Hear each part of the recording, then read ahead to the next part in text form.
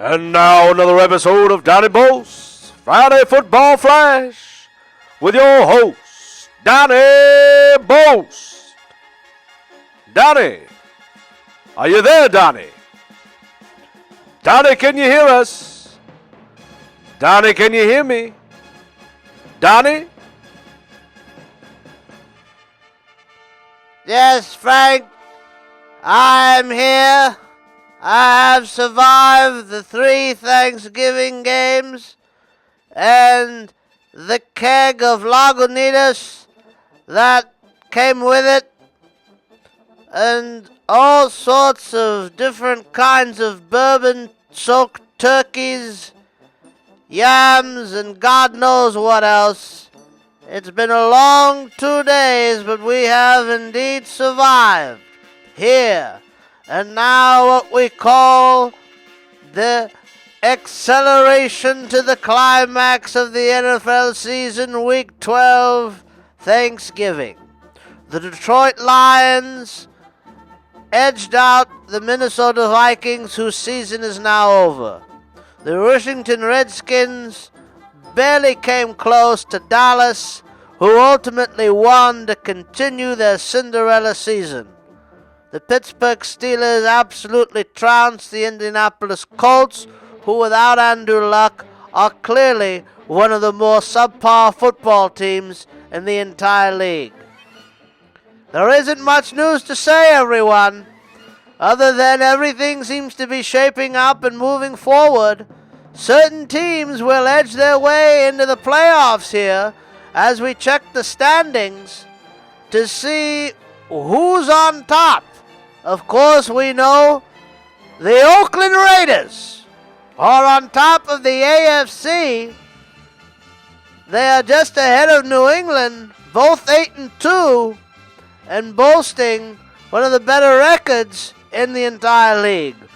Houston rounds out the 3rd spot, leading their crappy division at 6-4, and the Pittsburgh Steelers still edging out their division, which is also very crappy, at 6-5.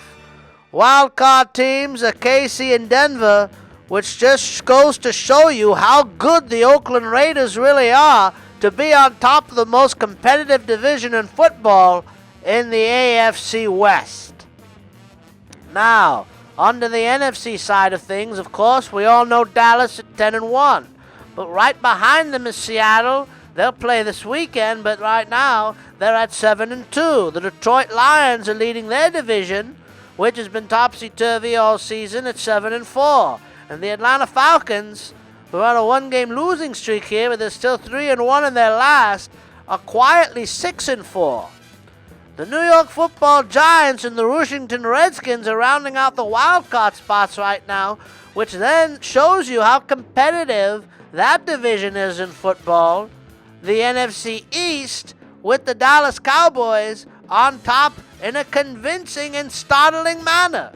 Really remarkable what's going on over there for so many reasons. And this is what we have to look forward to. Little matchups, little dinks, little dunks, closing out here into this week. And there are a couple of matchups to look at. Most of them are useless, but one in particular should be high-flying, and that's Arizona and Atlanta. Arizona is old, they're tired, we've said this all season. Atlanta needs this win to go 7-4. They can't afford to lose this game. They really need a big win at home. They're favored by 6 points. The Jacksonville Jaguars at Buffalo. Good God. Tennessee at Chicago. Oh, Lord. The New York Giants at Cleveland. The Giants are favored by 7. There's your lock. The Yorks at Miami. Miami can get to 7-4 with a win at home. They're favored by 7. If you take a 2-team parlay of the Yorks and the Browns all season, folks, you'd be a millionaire by now. The Lambs at the Saints. The Saints are favored by 7, and that's pretty fair. The Cincinnati Bengals at the Baltimore Ravens. This will be an interesting game. The Bengals have nothing to lose. The Bengals are ugly. They're not good. They're pretty crappy all over the place, and Baltimore really needs to win this game to stay even close to hunting out a wild card berth here. They're on a little upswing nowadays, but they did get trounced in Dallas the week before. That's the thing about Baltimore. You don't know who you're going to get, but against Cincinnati, you expect somewhat of a close game, even though they're only favored by 4 points as Baltimore. The San Diego Superchargers, an embarrassment of a franchise, is going into Houston, and somehow they're favored, which means something's wrong in Houston. I don't know if this spread is right, and I don't know what's going on in Houston. We'll have to check the numbers here, because something must have happened that allowing the Texans to be not favored at home. Very interesting. They're 6-4. They need the win. I think you got to take Houston there. I don't see what the problem is. Very confusing. Seattle at Tampa Bay. Seattle will win this game. They're favored by 6. I think you got to take them. They're rolling. Carolina at Oakland. Oakland's favored by 3 points, and they'll win the game, and they will cover. It'll be a big win for Oakland to get to 9-2, and they're going to need these kind of games against crappy opponents because they go into a stretch run of the end of the season here where they do play the Kansas City Chiefs, amongst others, to really, really hold on to not only the AFC West, but the home field advantage as well. What's going into their arch rivals, the New England Patriots. But the Raiders are arch rivals with everyone. That we have to remember.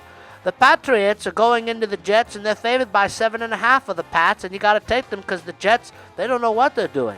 This could be a nothing-to-lose situation for the Jets, but New England's too good to give up in a situation like that. They will be able to win, and I think they should cover the 7.5. The Jets will turn it over at least 50 times. Kansas City at Denver. That's the game of the week, everybody. Denver's favored by 3.5. I think you got to take the under in this game. I would imagine it's coming in somewhere around 43, and it's actually coming in at 39.5. So maybe you do take the over. That's a very, very low over-under there. I think you do take the over actually at 39. If you get it somewhere around 42, that's where you're going to start into push territory, I would imagine. Green Bay at Philadelphia. 2 teams that nobody cares about anymore. Green Bay's got all sorts of trouble. It's interesting now that Aaron Rodgers is fighting with the coach, but you just can't break up that kind of a relationship. It's too precious in the NFL. I think Philly wins here. They're favored by 4, but I don't think they cover that. I think it's going to be one of those nothing-to-lose shootouts. We got a lot of nothing to lose this week because we're in that stretch run where you either got it or you don't, and you're either going to give it all you got or you're not. See you next time.